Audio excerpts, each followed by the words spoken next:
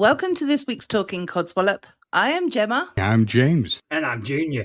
Hey, look at us. It's a trifecta. The three of us on a recording. Boop, boop, boop. The trio.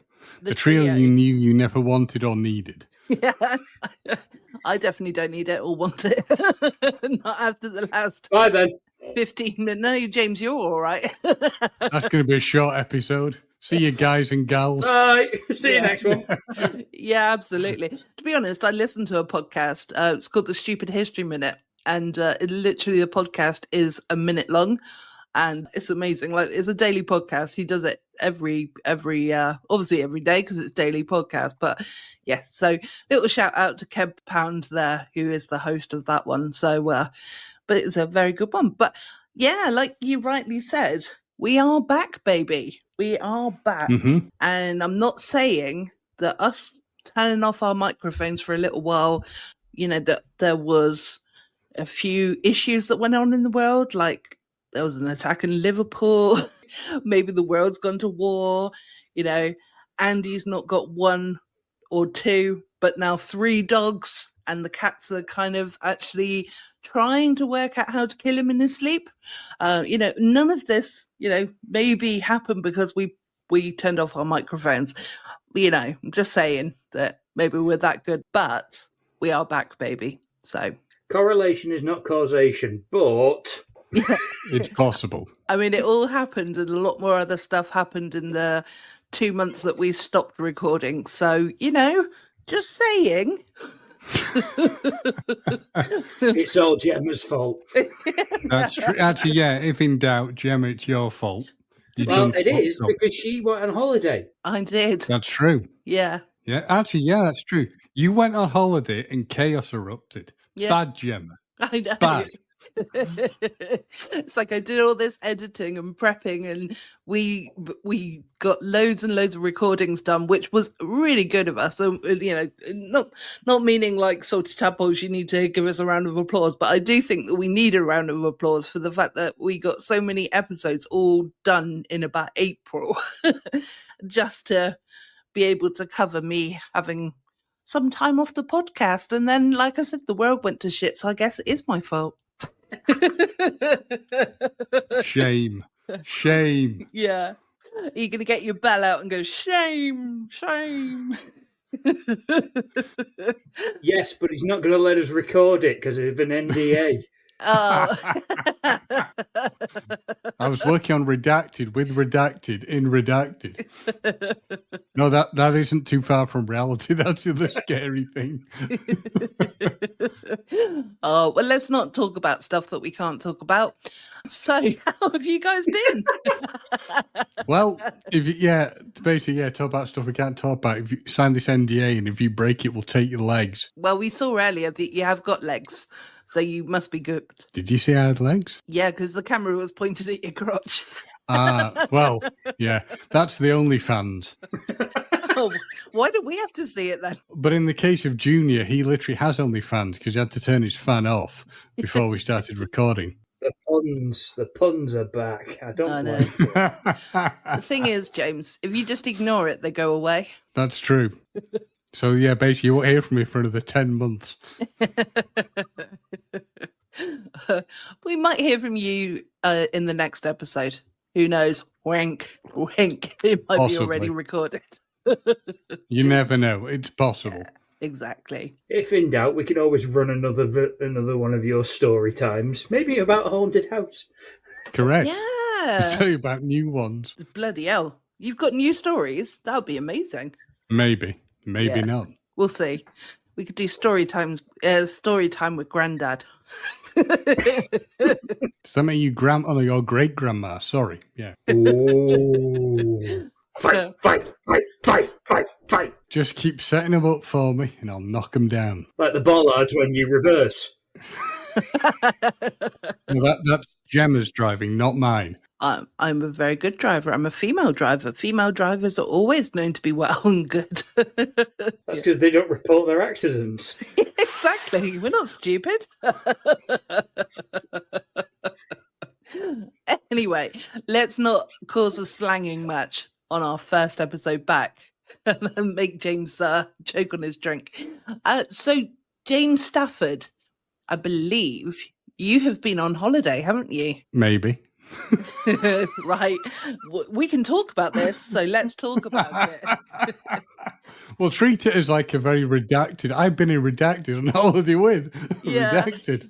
Because it seemed like you went away for about a month, but I don't know if it was That's quite correct. that long. It was No, that no, long. it was a month. Yeah.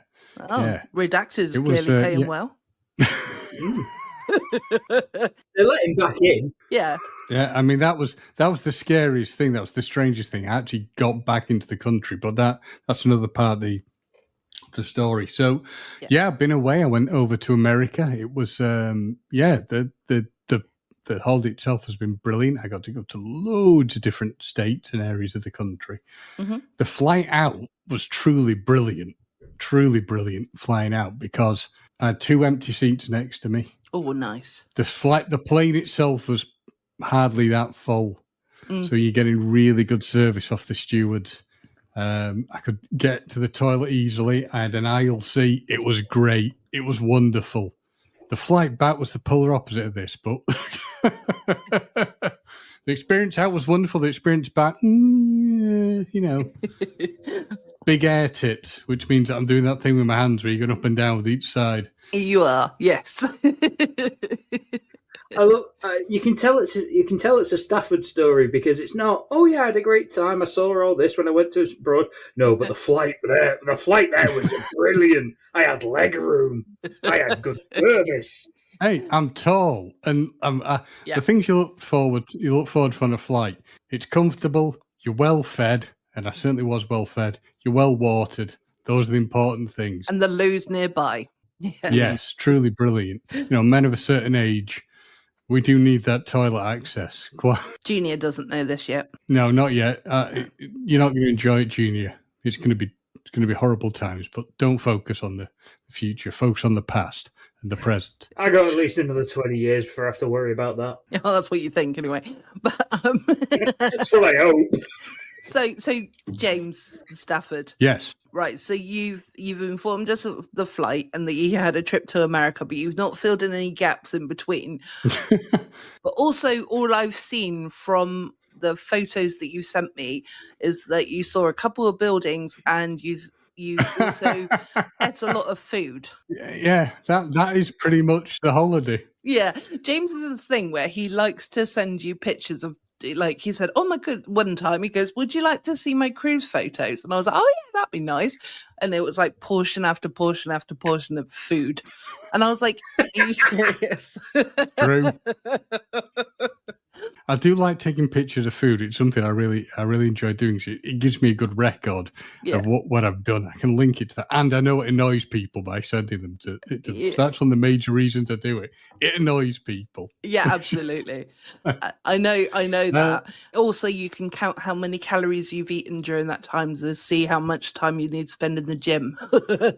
Correct. I mean, I've not thankfully put on too much weight, which is my big fear that after a month I'd be coming back looking like the Michelin Man. But I've not done too bad. But yeah, so I went to Kansas City, which is a brilliant, lovely place to go to in the surrounding areas. What I will say about going to Kansas City is that if we think it's hot now, we ain't seen anything. Because in the height of summer, they hit treble digits. It's like, it's levels of heat that we'd die. But is it a dry heat or is it a wet heat? Well, that's a dry heat, so it's a little easier to deal with. But I also went to, and Gemma and Junior already knew this, I've been to New Orleans while I was there. Yeah. And that is a very different kind of heat, as is Alabama, which is very muggy and you will sweat a lot. Swamp. It is, yeah, you're in swamp territory. Can I just ask a question as well? Sorry.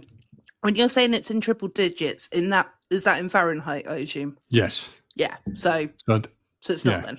It'd still be pretty horrible here, though. It wouldn't be something that we'd enjoy. Yeah. But it was like the coolest thing. So when I was down, getting to, traveling down, because I was at a wedding in Alabama, which was great. I got to be part of the groom's party, and that was great. You can laugh at me. I had wonderful food. Got to try. The big thing with Kansas City is barbecue. So I had lovely barbecue food. Ooh, yes. Oh, yes. And it's not like how we do a barbecue over here, is it? It's Oh, like God, no. proper good. Oh, God, no. It's not burnt sausages. No. It's not black on the outside, pink on the inside. Yeah. Definitely not. Although that would be one hell of a good weight loss program. Yeah. Tastes the same going in as it does coming out. Oh. I won't ask how you know that, but yeah, when we were in Alabama, I made the mistake of ordering what I thought at one event was a non-alcoholic drink, and I'm like drinking. I'm thinking, God, this tastes pretty rank. This is just the chemical element of like the stuff in America that's disgusting. Other people tried it for me. It was very strong alcohol.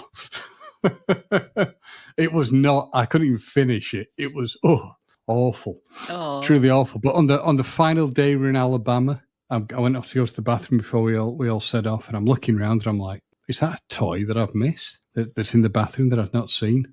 It was a lizard. Oh, a little lizard. Why would you first go to it being a toy? Because it sat in the corner doing nothing. It's absolutely stock still. So I think, is it just something I've missed and never noticed? Because you naturally wouldn't look into the corner of the bathroom. Oh, yeah. I was just doing a final search of the room, but yep, little lizard. Those are the fun things you find. But you did think it was like a toy lizard, at least, did you? You didn't think it was like a dildo or something. That's a scaly one. See, now that's the scary thing, isn't it, tadpoles? That these perverts go to these kind of thoughts. I, being innocent and sweet, think it's a toy. How dare you? I didn't. It was all Gemma. To be fair, that was me. But also, James laughed, so I thought you might be going the same way as I thought. What happened, I understand now, is Junior laughed out of, that nervous kind of laughter, that fear that he's heard such a horrific, filthy thing. No, I was imagining you wiping your ass with a lizard.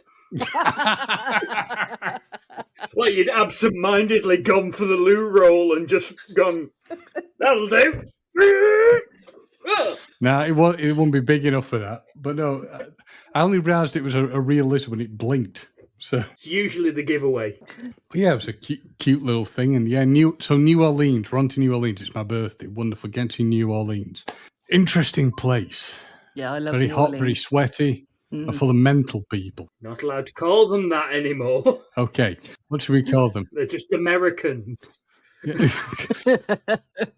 No, these people were mental. Like it was one truly wonderful place. You see amazing stuff. You see great buildings. Bourbon Street was interesting. The cemetery where it had Nick Cage's tomb that he's purchased as a tax dodge was really cool. I mean, the weirdest thing that I learned there about the cemeteries in New Orleans is, and I don't know if you'll know this, but because they can't go underground because the water table, the bodies go in, and after 100 days, they've basically like self-cremated because of the heat. So they just push the bodies, the bits that are left back to fall off like a ledge, and that's how they keep doing it. But yeah. Oh, God. That sounds awful, doesn't it? That sounds really awful. If I remember correctly, there was a huge outbreak of, I think, typhoid early on in New Orleans. Yeah. And it was because the water table would literally flood the cemeteries and the bodies would float to the surface. Yeah. Yeah. And then the problem was they would then get into the actual water system. Mm-hmm. So the drinking water would then get contaminated. So yeah, they had to come up with a system of, we'll technically bury you, and then we have to dig you back up and put you somewhere else. Pretty much. And like but the other weird thing about this cemetery is that they'd had. Have you ever seen the film Easy Rider? No, personally not. No. There was part of it filmed in there where the Henry Fonda and Jack Nicholson had basically gone in illegally. Oh, okay. And got in trouble because they broke like the hand off one of the statues. So yeah, and then they had issues with people coming to the cemetery, and I can't remember who the person was who died, but they'd be like drawing on the tomb and kissing it and leaving X's and things. So they've had to now basically close the entire cemetery off to stop that happening. But yeah, Nicolas Cage in his weird pyramid is there as well that he's bought. There's a tax dodge. That has not gone down well. Because he also brought the I've forgotten the lady's name, but the she was the evil serial killer who tortured. You were going to say what her name was then, weren't you? Well, I can't remember the name, but this kind of saying that they don't know how realistic that is, how truthful that is. They think it's something that's just been embellished over time with her, that she wasn't actually killing people. It's just something they've done to try and build upon the mystique of her. Was she the one who was specifically buying like young maids and then bathing in their blood to try and keep forever young? Yeah, and I think they say a lot of that is just like, it's like kind of like a nonsense thing that happened from it. It's gone from like old wives' tales to just, and it's just been repeated and regurgitated so many times that it's just lost in the embellishments. Yeah, but you're right. Nick Cage bought that house, and then had to sell it with all these tax issues, and now Matthew McConaughey owns it. Yeah, it's Laurie.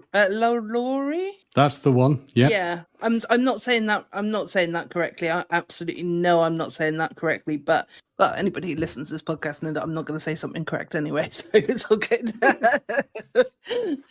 When do we? Exactly. We at least Googled. But no. So did you actually see the house, or did you just? No, I didn't get to do that much of the tour, but I got to see most of the rest of it. And yeah, it was just a really cool holding with traveling to other places. So yeah, I enjoyed it. Yeah. But but tell me of your holiday, because my Codswallop becomes part of my thing. So I want to hear your holiday. And if you've done any holidays, Junior. No. Good man. I have this thing where I don't like holidays because I can never get comfy. Like, I like being in my house. It has all my things in it. I know where everything is. If I go on holiday, I don't know where anything is. Yeah. It's true, but you've got to remember, Junior, you don't go on holiday to enjoy yourself. You go on holiday to appreciate how good it is when you come back home. I'm also skint, so I don't have enough money to go on holiday. Ah. Well, that's all right. Maybe you could come to Weymouth for a weekend. Should we start a GoFundMe? Or start a GoFundMe, whichever you prefer. I'll start the GoFundMe, but not to Weymouth. Just thinking you could go to the seaside and build a sandcastle. I can do that at Southport. It's only around the corner. And I can see me dad at the same time. Gemma, I think aren't you somewhere near the river that has the weird sex doll in it? Yeah, it's not a river though, James. It's the sea, actually. It's more advanced than that. But yeah, there was a headless sex doll that we covered a story on this. And also, as always, as I like to proudly say, the plague started in England here. You know, this is the place to be. And as soon as I can, I'm going to try and get out. Headless sex dolls, plague. Gemma's got it good. Yeah, exactly. So only a couple of reasons to be proud of being in this place. Not the architecture, not the food. No. The headless sex toys and the location of the viral diseases. Get sick of fish and chips after a while, you know? That's all you get. So you cut the head off the fish and have sex with it. Oh, no. I mean, that's too far, James. Wrong. Far. Wrong. On food, though, before I forget, I think you're saying about my love on the food stuff. I did get to eat alligator. Ooh. Which was really good. And I got alligator, I got catfish, weirdly fried oysters. I like oysters, but fried ones, a bit weird. Ooh. Didn't really dig that one, fried oysters. But yeah, good food. And jambalaya and gumbo and yeah, all good stuff. Yeah. Nice. Anyway, I'll zip it up. It's over to you. No, it's all good. So yeah, and then we'll absolutely do this episode a little bit backwards as well and have Codswallop right at the end. And then, yeah, that'll be fun. So I went to Amsterdam, which was amazing. Went on a cruise from Southampton to Amsterdam. And it actually docks, ports, whatever the fuck the professional terms are, actually Parks. Pardon? Parks. Parks, yes, it parks itself. Yeah, and so it actually arrives like in Amsterdam, which was great as well. The cruise was nice and chilled out. We didn't really do massive amount of things. It was more reserving the energy so that when I would, when we were going to Amsterdam, it was like walking around and things like that. We were actually, able to do more things. Well, it's more me than Lucy, but it was just nice. It was nice to have a little chill out, really. We managed to smuggle alcohol on board, which was good. And keeping up the tradition. yeah, I'm from You're a Weymouth. brave person admitting that now. Well, yeah, of course, I'm not going to admit it beforehand, but I'm not stupid.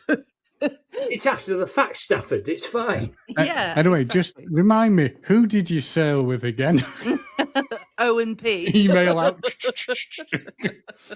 You grass. Yeah. Ban list. Yeah. But no, it was fun because again, I'm from Weymouth, so we're known for being smugglers here. So I wanted to bring a bit of smuggling to the holiday. So, but we managed to get a good, decent sized container of rum and vodka on board. So, which was really good. So that was some nice drinks in the cabin. Well, let's be honest, we were also drinking it out of the cabin as well. So yeah. But the interesting thing is because it was actually a 4-day cruise, we were able to go to duty free and actually pick up like bottles of alcohol and like cigarettes and things like that. And you were able to actually take it straight away back to the cabin. You didn't have to wait until the end, which normally on other cruises that I've been on, you have to sort of wait. So even if we hadn't have smuggled it on, we would have still been able to have done that option. So, but it's still cheaper the way we did it. So. And it's naughtier, so it's much more fun. On the cruise, they had different events on and things like that, like different shows and things. And there was a ventriloquist on there called Paul Zerdin, who was on America's Got Talent or something like that, even though he's actually English. So I didn't really understand that. Did he bring Sam? He did. Yes. Yeah. He didn't bring the terrorist one, but he did bring Sam. No, that's Jeff Dunham. Jeff Dunham has the terrorist, Ahmed. But Paul Zerdin has little Sam. Yes. Because I remember, I love Paul. I think his act's fantastic, but he did the Royal Variety once. Yeah. And he brought out an animatronic version of Sam. Yeah, he brought that to left the cruise. him on stage, and then does the thing where he walks off. Yeah. And Sam comes to life. Yeah, that's what he did on the actual cruise as well. So part of it was that he came to life. But it was funny because we were all in the audience, and at one point, like me and Lucy were just like, "Oh, let's just go see what it's like." We weren't overly bothered, but we're so glad that we did because we were just laughing our asses off the whole time. He goes to us all cheer and go woo like this. He goes, "You do realise that you're cheering for a puppet, right?" So, he did a really good job, and that was really entertaining on the first day. Yeah, and then, food was all right. Everyone raves about the cruise food, and okay, it was nice, but it wasn't like anything overly special. But so anyway, got to Amsterdam prior to sort of arrival. Originally, because I thought that the boat arrived a lot earlier than it did, I thought, we brought Anne Frank tickets to go and see the house and everything, like where they lived and whatnot. And then, no, she wasn't there. I've had that question asked so many times. No, she wasn't there. I know. Really? Yeah. Really? Yeah. Was she in? No, she wasn't in. Anyway, but, it's so... God. Basically, I had the tickets for the arrival day, but then I found out, luckily, prior to the actual getting on the boat and whatnot, that it was actually going to be arriving at 5:00, and these tickets were at like 5:45. There was literally no time that we're going to be able to get there. And so, yeah, I managed to get some more tickets. So that was good for the second day that we were there. So, the full day that we were there. And so what I did was I went to a tattooist who I'd done research on, and it was... I'm glad you said you did research, because I was thinking just go some random tattoos. You're like, yeah, that'll do. No, that's absolutely. That's how you get the best ones. Yeah, and Hep C. Oh, yeah. Yeah, that as well. You end up with a Chinese takeaway menu and Hep C. Yeah, although some could say Hep C's that added bonus. You don't have to pay for that one. It's the one that keeps just keeps giving and giving and giving. Yeah, oh, we don't want that. Definitely don't want that. Anyway, I'm not as stupid as you two. Or silly. Let's say silly. Neither of you are stupid. But no, I would never put something on my skin that I'm getting faces pulled at me now, guys. I would never put something on my skin that was going to be is going to be a permanent feature without doing research into them beforehand anyway. So yeah, the company was called Cleopatra Inc., which is, they're actually like a chain of tattooists, but this was obviously one in Amsterdam. And I got a tulip with the word positivity as the stem, because from positivity grows a flower and beautiful things. So anyway. Really, I thought it was seeds and water, but clearly I don't know much. No, you don't know nothing. That's reality, not magical world of Gemma. Say Dan has lied to me. Yeah. So no, that really went well, and potentially the girl who did the tattoo is actually a listener now. So thank you, Sandra. If you're not a listener, then Sod you. why didn't you do what you said you were going to do? She'll never know. Yeah. Photosynthesis is a thing, you silly woman. Not positivity. Exactly. I know they both start with a P and they're hard to spell, but come on. Yeah.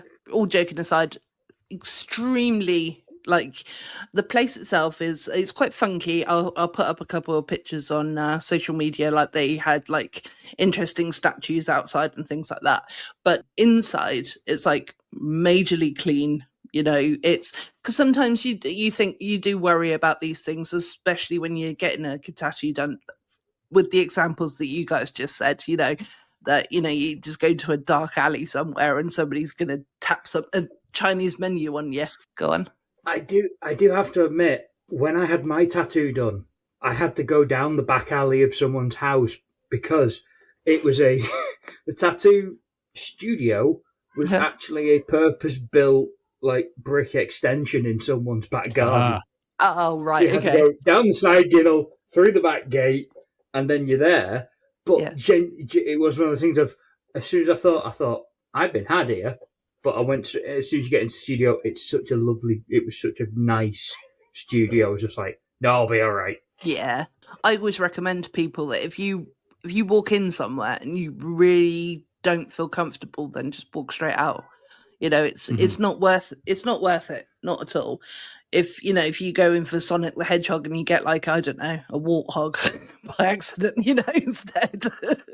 So, it's not worth it. Not with the money that crosses hands. Exactly. Yeah, because this wasn't cheap, but at the same time, I don't mind paying more for something decent. So, it was my holiday treat for myself as a memory, a keepsake. So, yeah, so when you go in there, you're greeted, like you're sat in the seating area, but everyone's really friendly and whatnot. Obviously full of tattoos. Of course they are, because that's who they are. How else are they going to practice? Yeah, exactly. All different nationalities as well. A lot of them have come from different places. So, yeah, so you basically, they've got this thing where they take a photograph of your arm, for example, because that's where mine is. They do like this 3D image where they sort of cut and paste the sort of tattoo onto your arm so that you can see as an image what it actually would look like and what size would be best and things like that. So that was really good as well. So all in all, I'd highly recommend them. So if anyone is going to Amsterdam and they do want to get a tattoo, then definitely check out Cleopatra Inc. What was the pain level like and the recovery time for it? For me, I don't actually find it painful. I've never found them painful, to be honest. So I think that is hard for me to kind of answer, in the sense that, because some people have got a lower pain threshold than other people, kind of thing. It feels like an angry kitten scratching you. So if you can, well, actually, Junior knows all about angry kittens, so we can go on to that in a minute. But, nice kittens as well. But, yes, it does. It feels like an angry kitten that is sort of scratching you. That is the easiest way to sort of really describe it, in my opinion. And healing wise, it took me about a week to heal. So what you have to do for the first initial time is you have to keep washing it with just plain soap and water. And then maybe on day 3, you can start putting some sort of cream on it. But again, it needs to be unscented. Everything needs to be unscented. So I actually got some, I think it was coconut oil. That was really good for it because it's a little bit gritty as well. So it helps the scab come off because obviously it is it is a wound, but it's just a pretty one.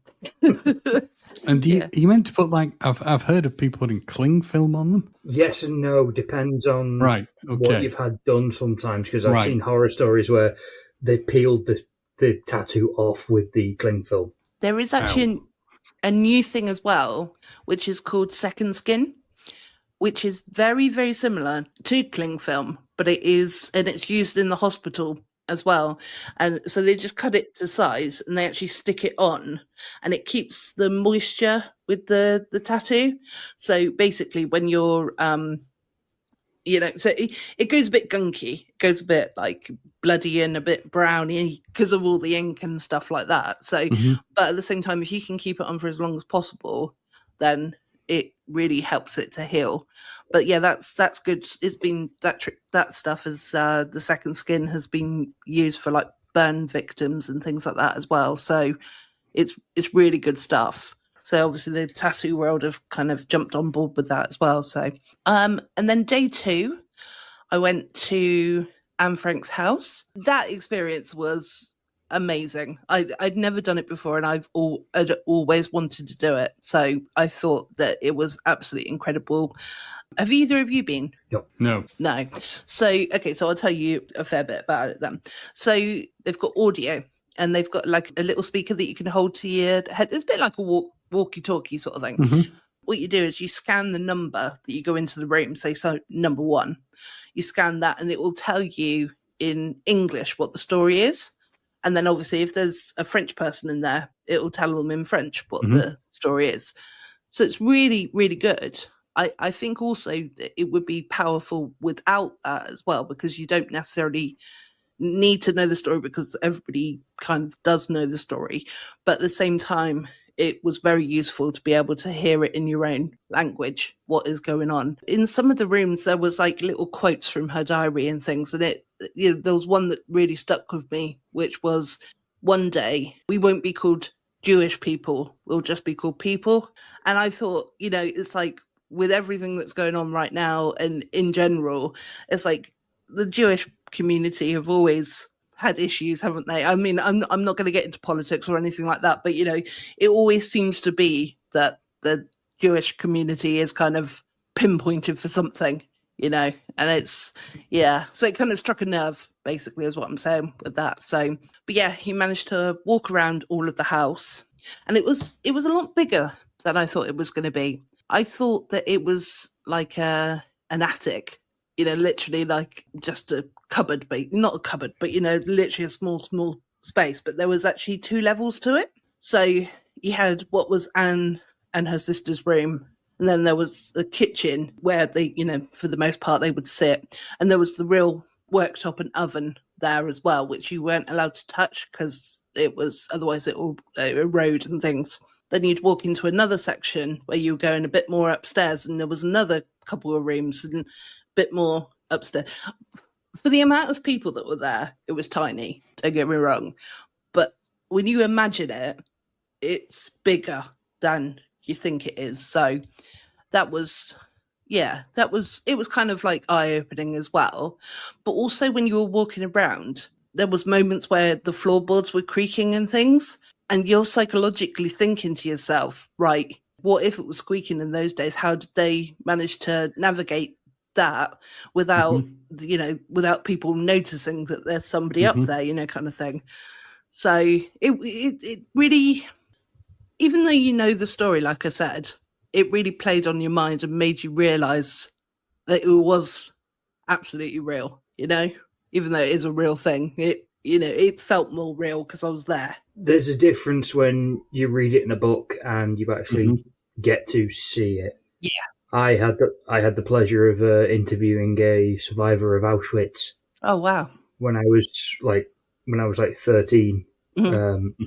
And yeah, when you hear the stories directly and you see the photographs, and I've never wanted to go, but at the same time, I feel like it's one of those things you need to go Yeah. to kind of understand it, to truly experience Mhm. it. Mm. But I'm glad you got something out of it, because again, it's one of those things of, unless you go, you don't get to see that kind of thing. No, exactly. And it was, like I said, since like I was school age, so like say 17, let's say, I've wanted to go and see that, I wanted to go and experience it and see the house as soon as I knew that that was a possibility, kind of thing. So let's say it was like 20 odd years that I've been Mhm. wanting to do this. So it was really good. But then also you, at the end, you get to see her diary. Her diary's in sort of glass, in a Mhm. glass protection kind of thing. But also you get to hear the side of her dad being interviewed as like the only survivor, in how he struggled to try and find his two daughters, not Mhm. knowing that they were actually dead, and it's like, it really makes you think. So definitely, I'd say it's definitely on the bucket list of things I'm glad that I've done. But at the same time, I also wish that I didn't have to do it, because I wish it hadn't have happened. After that, though, let's move on to like a slightly happier note. But after that, though, we went to the red light district. Yeah. Totally different way of doing things, yeah. And then to the hookers. Yeah. But just before you go on to that, one weird thing that I did, I went to the Dwight D. Eisenhower Presidential Library Museum. Oh, yeah. The weirdest things, I went to it with no idea of this. We went on the anniversary D-Day. Oh, okay. So literally, we were there for the anniversary D-Day and had a few extra things on, but that was a really bizarre little coincidence. And his house was there, his family home. And it's this tiny little wooden house. And it gives you an indication to not only his amazing abilities, when he was in the armed forces and when he was president, but the family home, it had no running water, it had no electricity, it had no gas. Yeah. He and his brothers took a correspondence course and learned how to put it all in themselves. Mm. Which was, good. and it was like the weirdest thing, because like the area he would have lived in at that point was you're in like cowboy territory. Frontier. When he was a kid, yeah, it was the strangest thing ever to think that, like, surrounding his childhood, it would have been like, all shootouts and cowboys. But going on to the situation of looking at the concentration camps, one of the main reasons we get to see images of what happened from the concentration camps was Eisenhower said, we have to release these images or nobody will believe what happened. So it was a very interesting thing. But the fact that we were there for the anniversary D-Day without realizing it was quite a bizarre thing to see. And I also went, and I'll let you get into your hooker stories in a minute, but we're doing museums and history. Bizarrely, New Orleans, I went to to a Titanic museum. Oh. Yeah, I can't work that out. But there's it was brilliant. It was interesting. Yeah. But it was a very strange thing to have it there. I can understand that being in New York, but not, or in Southampton. Yeah. But yeah. As far as I know, White Star. Yeah, he never got there. No connection. But like not even. It's like the company that owned the boat don't have a connection there. Nope. I don't know. But it was cool. But very odd. But they had like this whole interactive video thing where it's like you're on the ship and you got to see the whole thing and the waves coming in. Yeah, interesting stuff. No, James, that was just Titanic. They just had Titanic on the projector. No. A film I've never seen and never will see. But anyway, onto your horse stories, Gemma.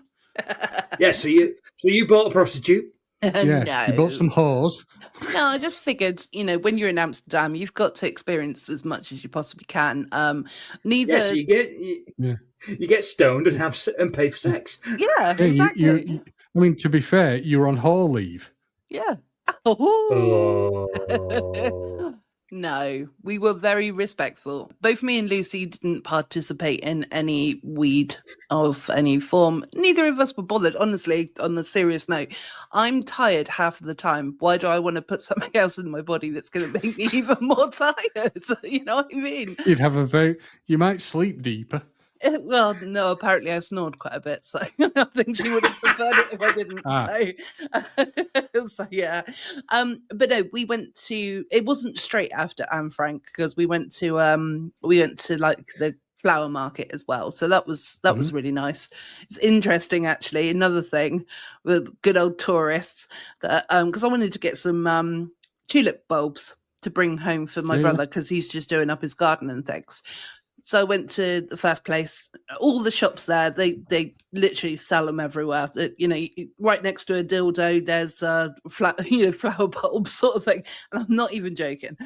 You can't be a prude and go to Amsterdam. The product, we can sell everything to these dumb tourists. Whack the prices up. Yeah. Well, no, they were reasonably priced. It was like €6.99, whatever that small currency is, I guess, cent.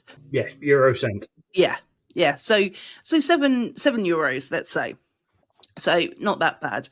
So I went to the flower market, and then there was some in there for like €6. So I was like, oh well, you know, doesn't matter. Save a quid. I really wasn't bothered. Obviously, it's not a massive amount of money. So yes, I brought that.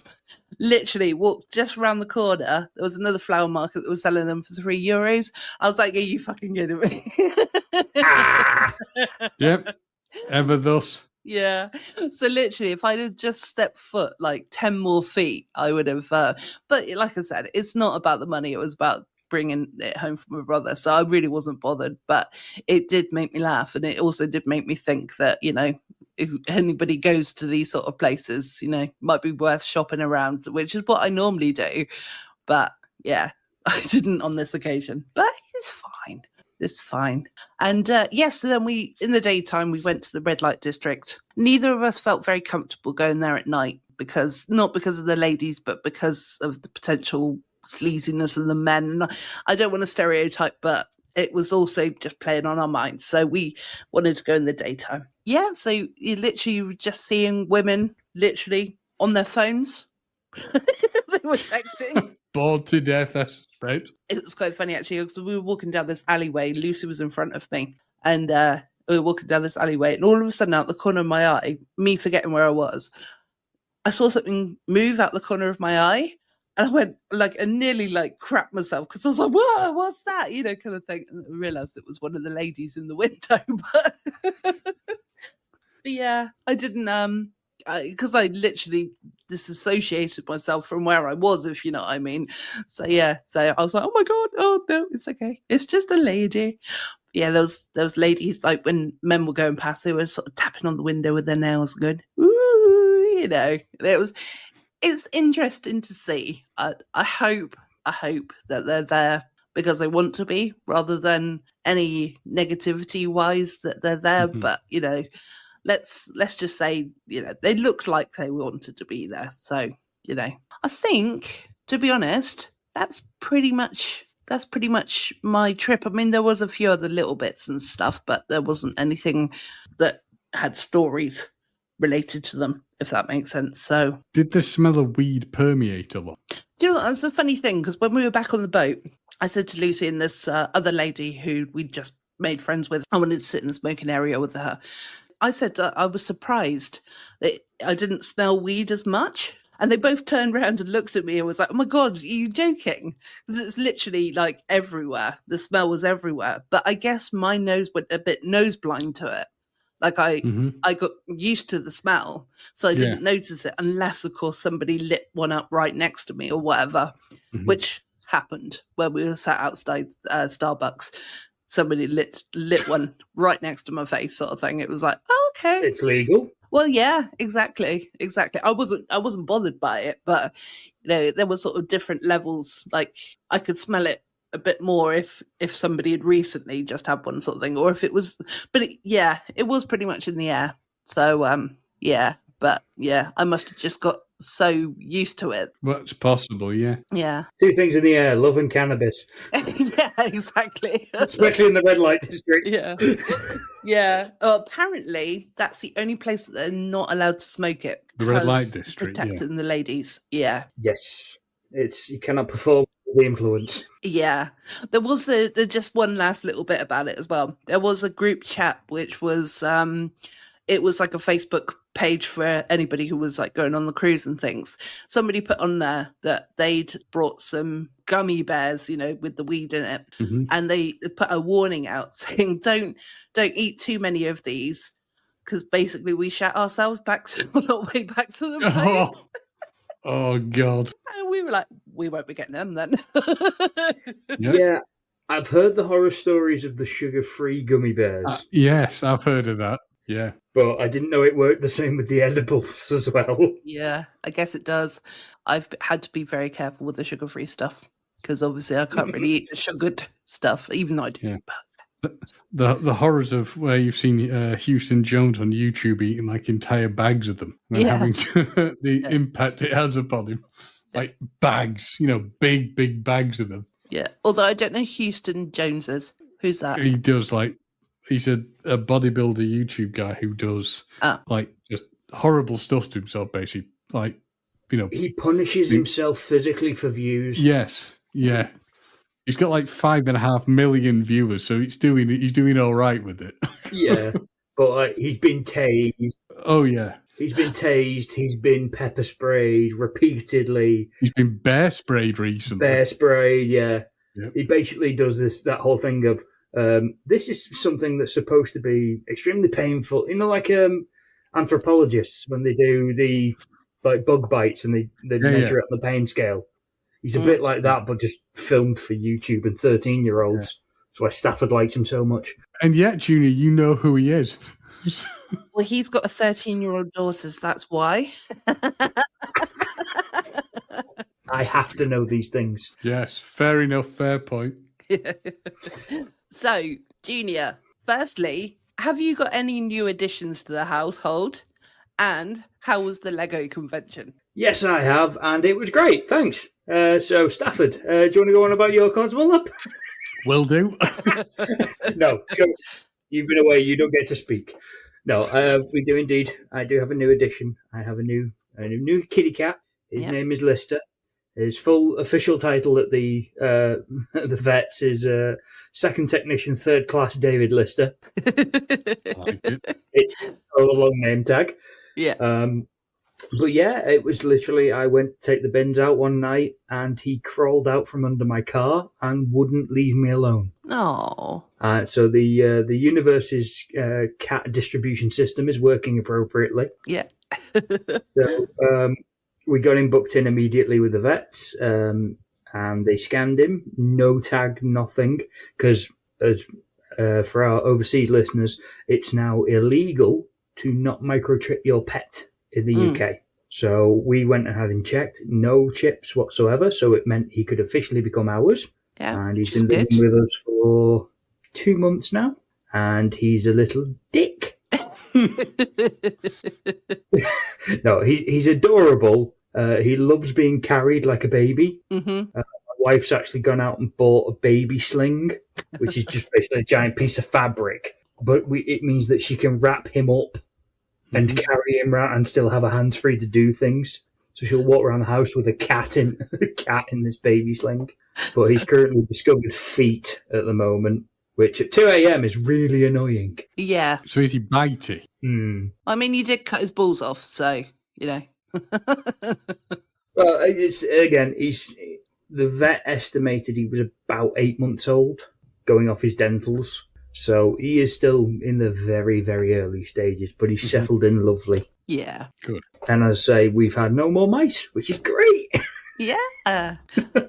So he's earning his keep. Yeah, he's also found things to play with on your Lego as well, hasn't he? Yeah, that was hilarious. I have a video of him. I built a World War II bomber for my newest show, which is it's got 4 propellers on it, and he just discovered that he could bat at them and spin at them. But it got to the point where I moved it up to a higher shelf so that he didn't knock it off in his sleep. Yeah. While we were asleep, he didn't knock it off, and I had to rebuild it the night before the show. So I put it up on a high shelf. He kept trying to climb on my knee and then reach out as far as he could with his paw, trying to bat at it. So my wife was insisting, like, you're going to have to make him his own now. I went, no. No. Because then he started trying to chew the propellers, and I was like, no, Oh yeah, you're not biting my leg Get up. away. Yep. Yeah. But no, he's been doing great. And yeah, as I said, I just had another one of my Lego conventions. It's the same company I was with last time, but we went to Haydock this time, Haydock Racecourse. The venue was a lot better in that we actually were in one building rather than two. Yeah. But we were split across 3 floors. Oh, okay. So That's kind of more like a Comic-Con anyway, isn't it? So in some of the bigger ones. Yeah. So it wasn't too bad in the fact that, it meant that there was a constant flow of people coming up and down. The thing that annoyed the organisers the most was because it was across 3 floors, they couldn't just wander off and go and have a look because obviously they're holding down the fort in certain areas. So when we were talking to them after the show, they were just like, I just want one big hall where I can see everyone. Mm-hmm. Yeah. And it'd be a case of I can have a wander and still have my eye on everything and not have to worry about everything. Yeah. But no, it was really good. I got had an extra table with me this time and had some new builds, some new big things, and also had the my smallest build to date, which is Stafford will like this, the PLP 50, which is the smallest production car in the world. What do they look like? It's the little blue one that Jeremy drove around the BBC on Top Gear. Yeah. Oh God. It's got a little scooter engine under his bum, and it's just this tiny little car. And I built one in Lego, and everyone loved that. Also built K9 from Doctor Who, which was that was a big hit too. Yes, I can imagine so. Did you do anything Pokemon related or not? I did not. No. Okay. Because Lego announced they're doing it themselves. Oh, are they? Oh, that's boring. Yes, they are. No, that is boring. I bet it'll be Pikachu as well. Everyone loves Pikachu. And there's nothing wrong with Pikachu. Pikachu's cute and lovely. Don't get me wrong. But there are other Pokemon that I love more. So hang on, I think Stafford's eyes are glazing over. Are you still with us, Grandad? Sorry, my soul left my body for a short while. He's just trying to catch them all. Pokemon, go! Yeah, I was thinking, is Pikachu a cat? Lightning mouse. Right. I don't know. I mean, I know what it is, but it's the yellow thing. I know what It's it the is. yellow thing. Yeah, it's an electric mouse. Right, a mouse? Really? Yes. That's one weird-looking mouse. Yes, it is. Yeah. To be fair, I am actually looking at a picture of it right now, and I'm not sure. I'm not 100% convinced it is a mouse either. To be honest, it's like a mixture between a mouse, a bunny, and a cat. Let's be honest. There's a Pokemon that's literally a stick. Yeah. So, Really? Yeah. It's a stick with arms and legs. Maybe it makes people happy. That's all that matters. It's a tree, actually. It's not a stick. It's a twig. No, it's all good. I'd say it was a really good show. The only problem with Haydock is, I was saying this to the organisers, there's nothing else to do. Mm-hmm. Right. Haydock it's not the easiest place to get to unless you're in a car. Mm-hmm. And then, so it's like, you drive there, you go for a wander, you leave. That's kind of it. Mm. At least with Aintree, as much as the venue made it more difficult for having people walking around, at least it was a case of the train station's opposite the road, over the road, so you can literally come to the show, have a wander, and then make a day of it and go into Liverpool and into town. Yeah. So that's something they're trying to work out, is again just finding the venues and not being charged an arm and a leg for it. Yeah, and they're also still a smallish company as well, aren't they? So, the organisers and stuff. So Yeah. They'll learn. Yeah, they're also having a bit of grief with another company. Competition. Yeah. Yeah. To the point where Aintree actually rang them and said, this other company's tried to get in before you, like 3 months in advance. Is this a bigger company or is it a smaller company? I'm not sure. Okay. I think it's about the same. So I think that's the problem. They're fighting for to get the foot in the door. Yeah. But I like the company that I use is National Brick Events. Yeah. And as I say, all my dealings with them have been absolutely lovely. And I'm hoping to do Blackpool in September. Oh, is that far away from you? It's about an hour and a half in the car. Okay, so you'd be shitting yourself all the way then. It's a little bit, especially on the way. But luckily, it's all motorway.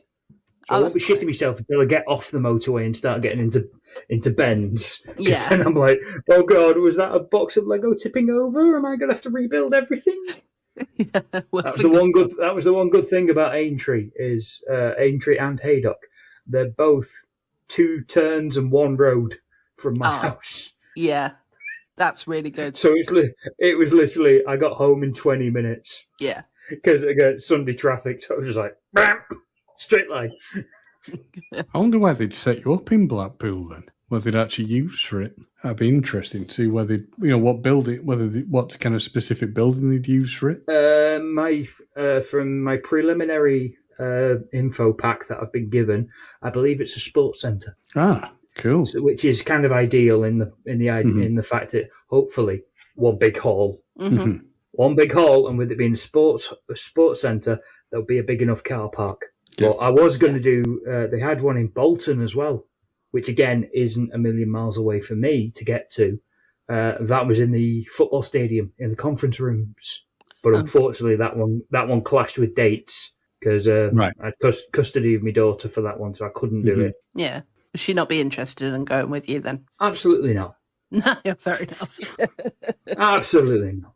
Oh, fair enough. I didn't know because she might have an interest in Lego herself, or she does. Yeah, but the issue would be the constant people. Oh, of course. Yeah. My brain just kicked in and went, I remember the reason why she wouldn't. No, it's like I have to take my wife just so that I've got some kind of she calls herself my emotional support wife when she comes out with me. Because it's like having she's not my wife, she's my guide dog. Her words, not mine. Oh, okay, that's all right then. Yeah. She let me guide wife. Yeah, guide wife, yeah. But no, we did have a lot of fun. Yeah, that's good. And this time you at least put your social media information on a card, didn't you? Yes, I did. And it did bugger all use because no one could read, apparently. Well, have you been in contact with Vistaprint and various other companies? Yes. You've made some cards. Have you actually done it now? Yes. Yeah. I had them ordered. They just weren't going to arrive in time. Yeah, They'll be here now. Well, at least they're ready for the next one, aren't they? That's true. And it's not like they're going to run out. No, because you get like 150 or something ridiculous, don't you? Or whatever. 500. 500 for a tenner. Oh, wow. But it's more a point of I'm not going to need to update the cards in any way, shape, or form. Yeah. Did he go into Patrick Bateman territory with an off colour? Oh yeah, eggshell. Yeah. God, the off-white hue. Yeah, sweating. So, because it's towards the end of the episode now, should we move into our Codswallop just to change things up a little bit and make it a little bit back to the front? Right, James Stafford, I've been dying. I was going to let you go. No, I was going to let you go first. A rageful one. All right, fine. But mine's not that rageful, to be honest, and mine's not actually my own. I have got one that is my own, but another. Yeah. Well, it happened today, so I haven't actually told you guys about it yet. So I thought I'd bring it up together. I keep hearing tiptoey noises, just in case anyone really shouldn't be saying this at the end of the episode, but my bedroom door's open because me and Socks are on our own. So I didn't want him to feel excluded. So if you hear tippy-tappy noises, it's Mr. Socks. So talking about Mr. Socks, I'll go on to my Codswallop. The last few days has been ridiculously hot in the UK. Okay, it's not America hot. It's not, you know. Well, for the UK, it's hot. Yeah. It's bloody hot. So the other day, another slight, you know this though, but the last few days it's like been about 30 degrees. I don't know. What's that? 90? Something like that in Fahrenheit? Whatever. I think it's 87, I think. Yeah. Mm. Something. Sorry, America, we use proper units. Yeah, we use Celsius. So, just get your phone and have a Google. Has someone got seagulls in the background? I can hear seagulls. Hi. Has your window been open this whole time? Naughty No boy. wonder I thought I could hear seagulls and children in the background. Yeah, I thought that? so as well. So anyway, it's all good because we're nearly finished. I understand. So, that'll be fun. It's all good, James. It's all good. No, to be honest, I also understand. But yeah, you sit there and sulk. Right. So it's been, like I said, it's been about 30. I don't want to get shouted at. No, it's all right, but you should know by now that windows should be shut. Just. I know. Anyway, I'm having the door open. I draw the line. Yeah. Next time, what Gemma expects is that you're going to shave your head and be like Colonel Kurtz, just going constantly like that, going how hot it is all the time. The horror. No, you can keep your window open. It's all right. That's scary. Anyway, so like I said, the last few days has been ridiculously hot over in the UK, sort of around 30 degrees in the near where I live. Where I live, in fact. So me and the dog have obviously been suffering quite badly. He's black, so the heat just attracts to him straight away. I'm fat, so the heat attracts to me straight away. So anyway, so there's been a lot of fans on, and today me and the dog were having our lunch. I was having my lunch. He was begging me for some of his. And he was sitting and laying in front of the fan. And I thought, well, I'll delay this as long as possible so that he gets nice and cool, kind of thing. So, yeah, I eventually gave him a bit of crumpet. Once I'd finished eating... I fear I know where this is going. Yeah, I bet you do. Once I finished eating, thankfully, Socks decided that he was going to fart right in front of the fan. And it was like one of those awful stinky farts that burns the back of your throat and makes your eyes water. Do you know what I mean? And because the fan was proper on, dog fart. Yeah, it was awful. And because the fan was on, it kept going wafting it round the room. And so much so that I had to leave the room. I was like, oh my God. Yep, this is why I'm grateful I have no pets. No. So yeah, dog farts. That's my Codswallop this week. But also another Codswallop that I was going to mention as well, which is more of a funny one. This is going to be Lucy's Codswallop. So Lucy was the person that I went on holiday with, so I should have mentioned that probably earlier. No, you did. You did mention it. You did. Oh, I did. Oh, okay, good. Thank you. On the day that we were, the last day on the boat, we booked to have a afternoon tea, and it was absolutely lovely. And it was, honestly, it was like a full afternoon tea. We had these lovely little cakes and things like that. So I'm turning into Stafford here, but anyway, they had little butterflies on, and they were really cute. Anyway, so did you get pictures? I did. I'll send them. I was waiting for that. You see that's soon you'll become like me. You'll understand why you need to take pictures of the food. Yeah, I will. Well, I already I just have. eat it. I think I'm just normal. I would that does happen though, where I will suddenly go, "Oh shit, I'm done it." So it's like, I would normally just like eat it, but it did look really nice. So it was definitely a photo opportunity moment. Anyway, because you get given a card for the cruise, so like you tap it every time that you're right. You sneezing? I hope not. He's either sneezing or soiling himself. Oh, okay. So you get a card and you tap it for every time that you want to make purchases of drinks and whatnot. So Lucy very kindly lent me a lanyard. So, I was walking around with this lanyard and obviously fully intended to give it back to her. But in true Gemma fashion, though, I got a bit of the afternoon tea cream on the lanyard. So I'm not very ladylike. I just go,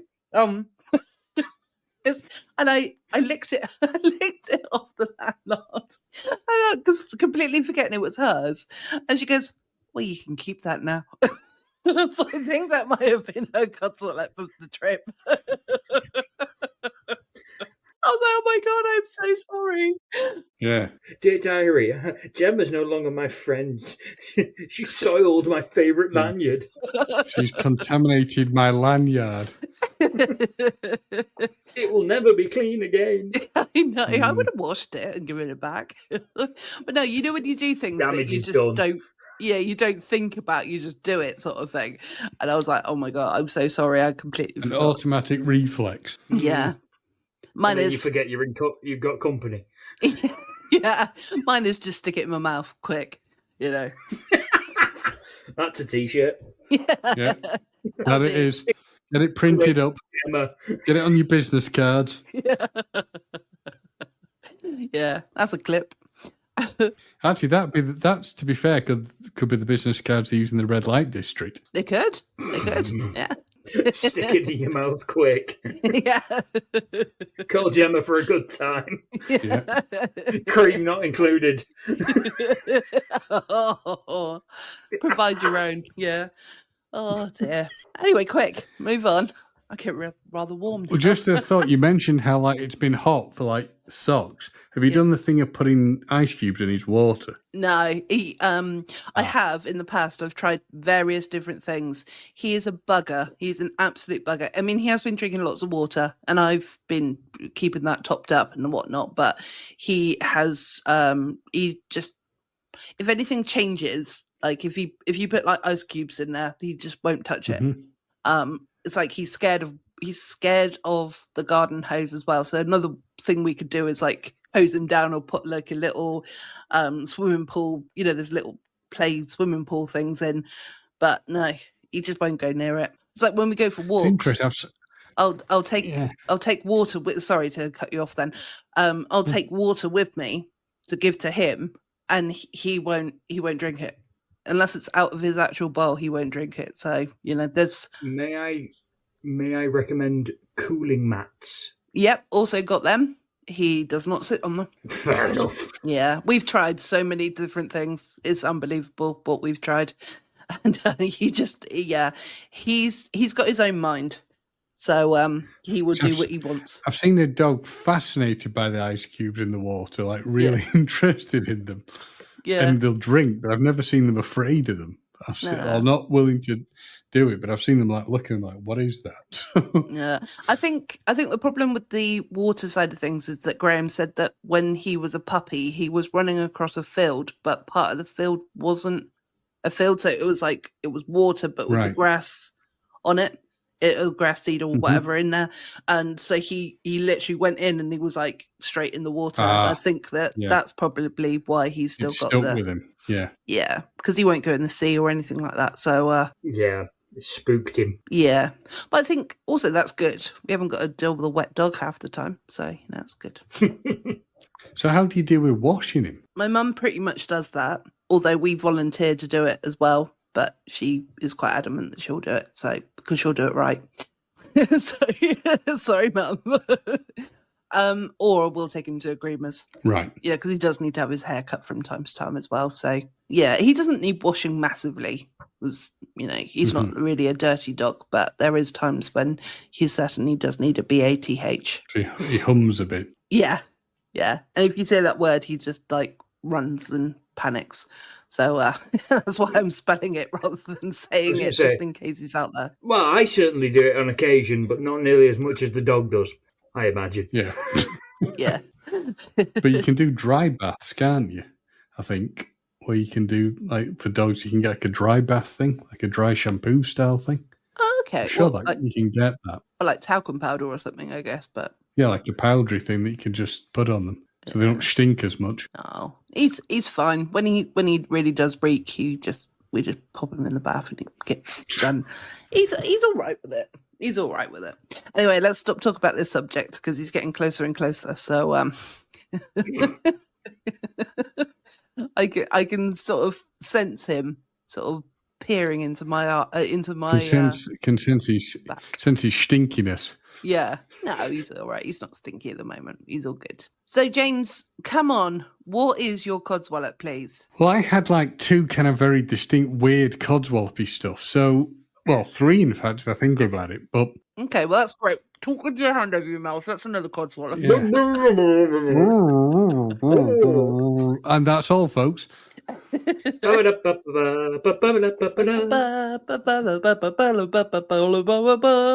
For God's sake, tell us the Codswallop.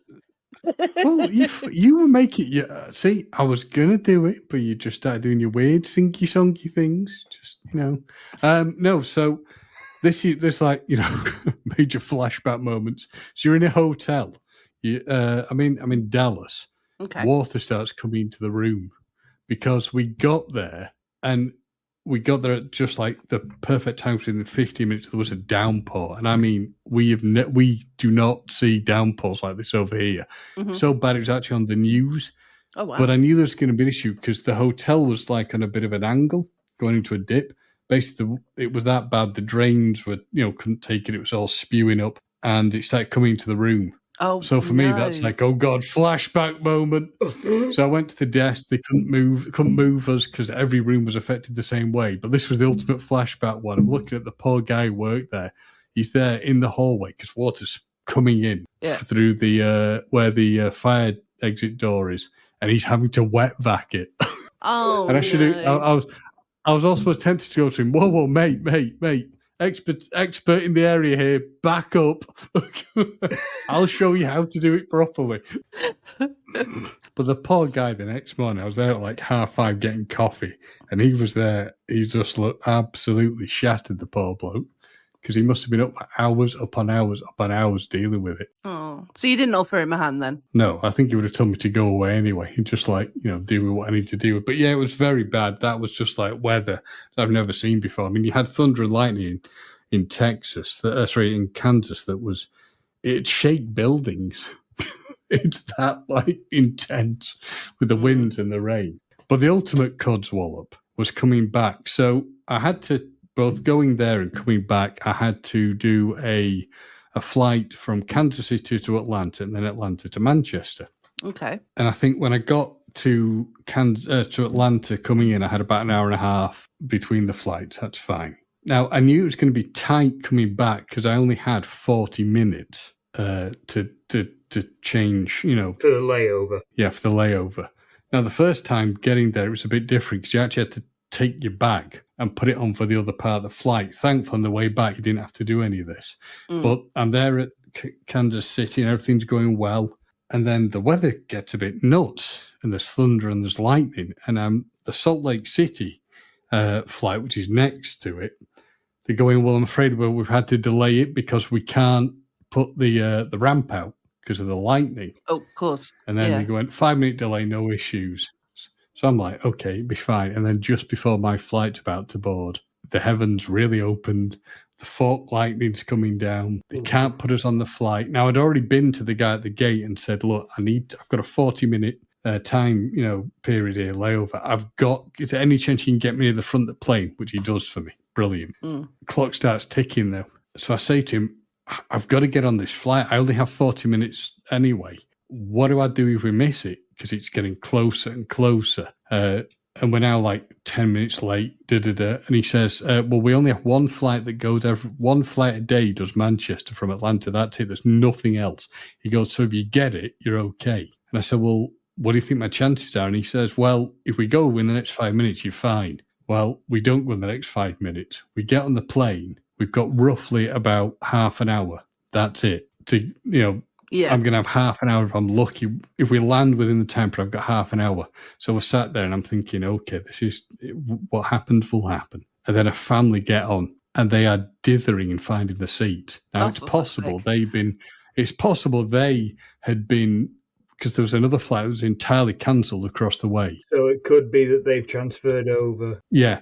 But they're dithering and they go, well, we can't sit them all together. We've got to put them together as a little kid. Anyway, so I'm just sat there and I'm like, 15 minutes later, we finally take off. Anyway, to the credit, they're going, right, because of turbulence, etc., flight's delayed, we're just going to go. And they do, instead of doing the whole, your exits are here, here, and here. They just do it audio. No issues. Yeah. So I press the bell because I want to speak to a steward. Nobody comes. Press it again. Nobody comes. So I thought, right, I'm going to have to go and speak to them. So I said, right, I need your advice. I've got like 28 minutes. Are you clapping your hands while you're saying this as well? No. Sorry. Yeah. No, he's slapping him. Yeah. Yeah. Answer my question. Yeah. Yeah. So I said to him, what should I do? And he basically said, well, there's people with less time than you. There was somebody with 12 minutes. Oh. He said, I said, well, can you speak to anybody on the ground, say we're going to be delayed? He goes, no, we can't do that. He goes, basically, you just have to like run. Mm. Yeah. Get your running shoes on. Yeah. So, but what the guy said, bless him, is he went, right, we're going to, because there's a load of you, we're going to tell everyone to wait and let everyone who's got a connecting flight to get off. And they literally went through the times people had. So I said to the lady next to me, can you just let me off? I've got to get moving. So I'm probably going to miss it, but I've got to get moving. So she was fine. So I got off. And as I'm going off, the steward goes, best of luck. I'm like, okay, yeah. Yeah. And then I basically just Tom Cruise Mission Impossible it through that airport. Yeah. Got to the thing in Atlanta.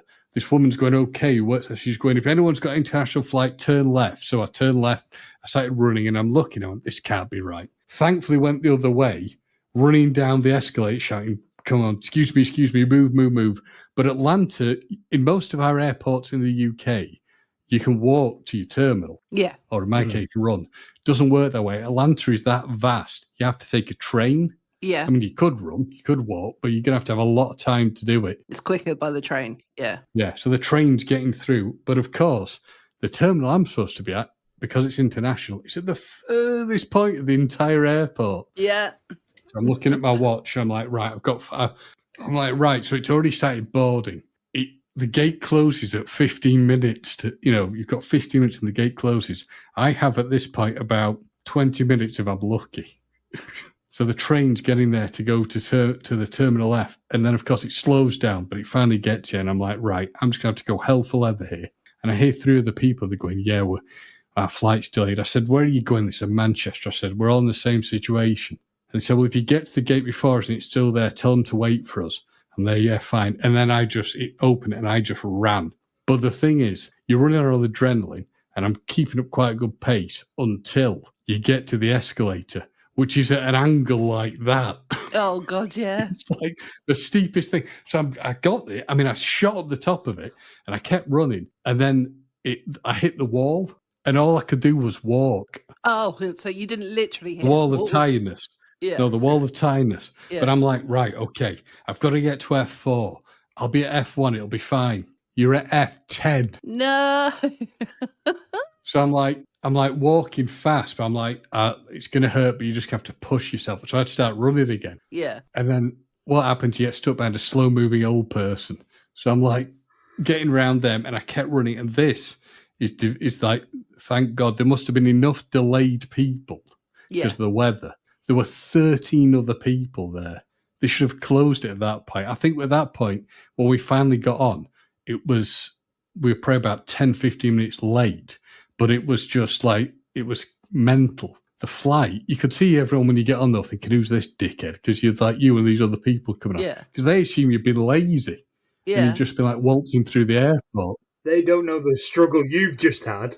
Yeah. They've just been sat on a plane thinking, why aren't I taking off? Yeah. And they're sweaty and tired. Anyway, I get to my seat. I'm stuck in the middle between two people. So this is where it's not the fun of having the aisle seat and stuff. But the girl next to me, I started chatting to her and talk about this for weird. She'd been in New Orleans on holiday. I've been in New Orleans. She came from Keighley, which is nearest to me, now living in Otley. And her flights have been delayed coming to go out but the previous day because of terrible weather. Oh. So anyway, we both land. We're both getting to where we need to do. But of course, I can't communicate. My dad was nice to pick me up, but I can't speak to anybody because I can't ring anyone. The Wi-Fi on the plane doesn't work. But what I knew was going to happen is when I get into Manchester, everything was going okay, but I thought, there's no way I'm going to have my baggage. Not a chance. So I have to go through reclaiming baggage to get it back. And this is the one thing I will tell everyone to do. If you can get an air tag or one of those to track your baggage, do it. Yeah. Because it was a lifesaver. Because when they said to me, where, do you know where your bag was last? I went, yeah, Atlanta, 12 minutes ago, because I can see it on my phone. Now my bag, and this is the final Codswallop, my bag gets me the next day, not a problem. It was a brand new case, not a mark on it when it went out. Every time I got onto, in America, I literally got to the conveyor belt, whatever you call it, carousel. Every time I got it, it'd been there to meet me, not a mark on it. I got it back, bashed to hell. Yeah. I can't get anything back. They won't do anything. They just said it's surface damage. You're gonna have to accept it. But that's my Codswallop. But yeah, wow, hell of a workout. Hell of a workout running around Atlanta. All that gym time, and you're still gassed out on us. Oh, disappointed. Yeah, I thought that. I thought clearly I'm not in as good a shape as I need to. I need to pursue the Tom Cruise running, where I can just keep running and running and running and running. Like that. You gotta have your fingers pointing up into the sky, haven't you? Being like that. I did have a rucksack on loaded with stuff, though, in my defence. So.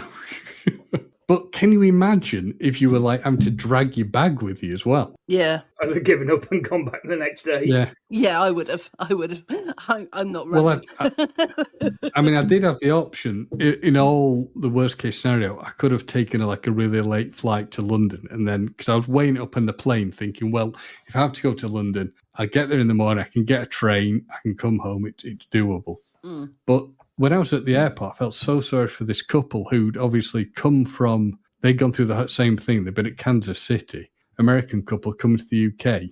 Now, I, from experience of it going wrong, had at least, some toiletries, some underwear, stuff in my rucksack. They had nothing because everything was in their main baggage. So they literally had nothing else with them but what they got. And they were going on some thing in the UK to go on a mini cruise or something from somewhere, I don't know, but you're screwed. You're knackered. What do you do if you've got all your stuff in the thing and it's bouncing around an airport somewhere? And you never know when you're going to get it back. Yeah, no, you don't. Exactly. But that's my only thing I can say. Get an AirTag. Get one of those things because they are godsend. Okay, I will. I think I will after that, definitely. If I ever go on holiday again. It took me 5 years to go on this one, so we'll see. I've got to get another passport. Another 5 years' time. Yeah, exactly. Junior, have you got any Codswallop? Nope. No Codswallop? Okay. I genuinely had a pretty good time off. So I don't actually have any Codswallop. Well, in that case then, because I'm noticing we're at an hour and 32 minutes. Nearly 33 minutes, so we're doing well, guys. We're doing well, but Gemma needs a wee, and she's needed a wee for a good half hour, I'd say. So that Socks needs a wee too. Oh, Socks, the back door's open, so he can go out as much as he likes. And you'll be following him. Yeah, I'm gonna wee in the garden. Cheeky git. Yeah, it's fine. No, I go to the toilet normal style. Like a grown up. Yeah, like a grown up. Well, in that case, then I think that we've been talking enough Codswallop this week. I have been Gemma. I have been James. And I've been Junior. Bye, everyone. Bye. Bye. This podcast is a production of Unfiltered Studios. If you would like to know more about joining Unfiltered Studios, please visit our website at unfpod.com for more information.